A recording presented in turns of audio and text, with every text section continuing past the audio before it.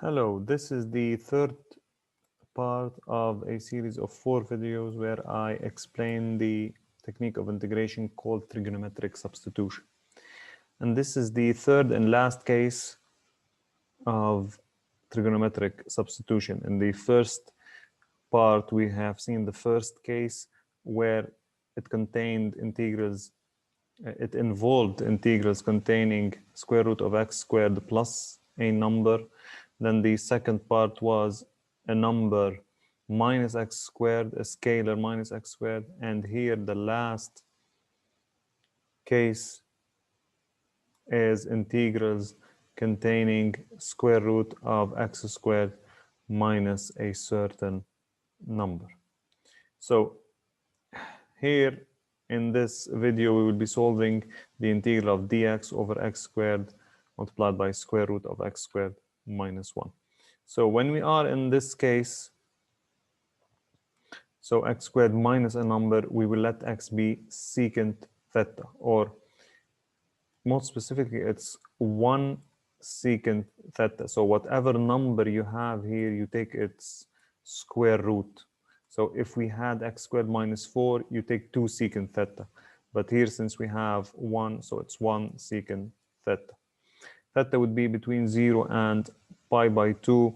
Again, because secant is increasing in this interval, and we need secant inverse. I'm not going to go into details about these because it's not the goal of these videos.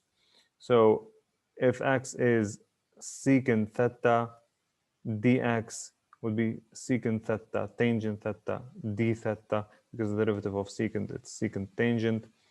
And square root of x squared minus 1 would be square root of secant squared minus 1. Secant squared minus 1 is tangent squared theta. So we get absolute value of tangent. When theta is between 0 and pi by 2, tangent is going to be positive. So the absolute value of tangent theta is tangent theta. And we got rid of the square root. Now we replace in the integral dx, we replace it by secant theta tangent theta d theta.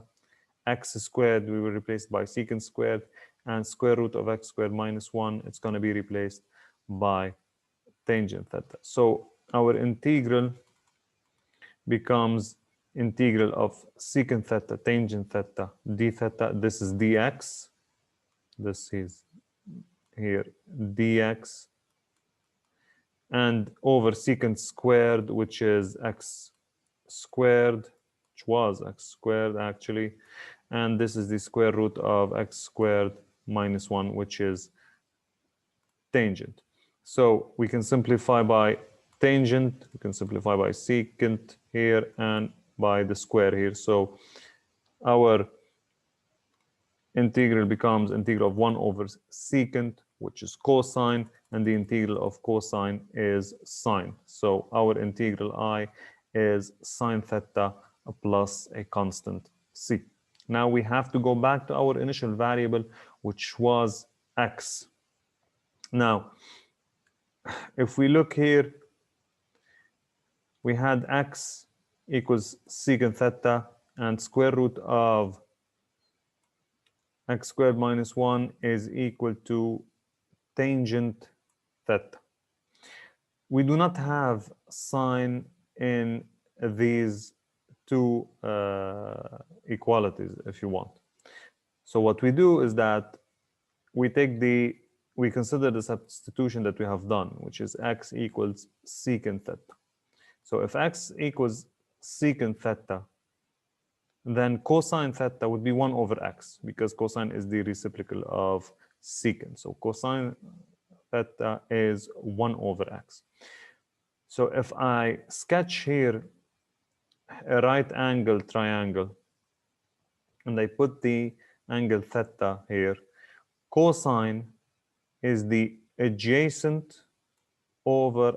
side for theta over the hypotenuse of the right angle triangle. So this side would be of length 1 because it's the adjacent side of theta, and the hypotenuse will be of length x, because cosine is adjacent over hypotenuse. Using the Pythagoras theorem, we get that this side would be of length square root of x squared minus 1. Now we have the three sides. We can find any trigonometric function we want. And the one that we need is sine theta.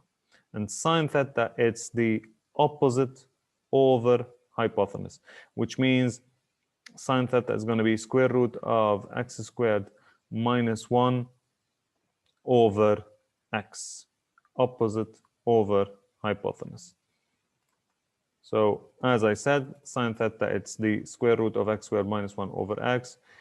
We replace it in the integral, and the final answer would be I equals square root of x squared minus 1 over x plus a constant c. Don't forget to subscribe to our channel and liking our videos. Thank you for watching.